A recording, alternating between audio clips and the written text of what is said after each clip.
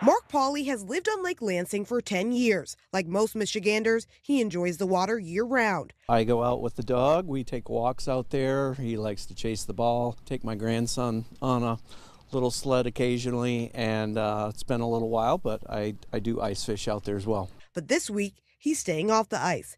Yeah, this week, stay off. Just don't do it. We're losing it with the rain and the warmer weather, so not good to be out there this time. Anna Werner owns Grand River Bait and Tackle. She says many customers are not deterred by the risk of falling through the ice. Just the other day, I had someone come in who said he's been through twice already this year, and he wasn't even fazed by it. Even getting my foot stuck through a hole a couple of times has made me decide I'm never going out again. The Lansing Fire Department's Emergency Management Captain Jason Stevens says the ice is unpredictable and is advising people to stay away, but says if you do go, be prepared. Have safety stuff with you, maybe a rope, a throw rope, even wear a life vest. You can wear a life vest that has that's CO2 activated with water, and also ice picks, maybe to self-rescue yourself.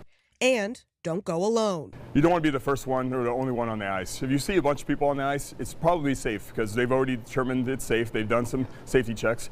If you fall through the ice and you try to self-rescue, Ingham County Sheriff's Captain Andrew Dunzer says spread your weight out as much as possible to avoid falling through again. And if you see someone in trouble, the worst thing you can do is go out on the ice. So obviously throw them a rope or some kind of life preserver or something. Throw them something and pull them to you. In Lansing, Jaden Hawkins, News 10.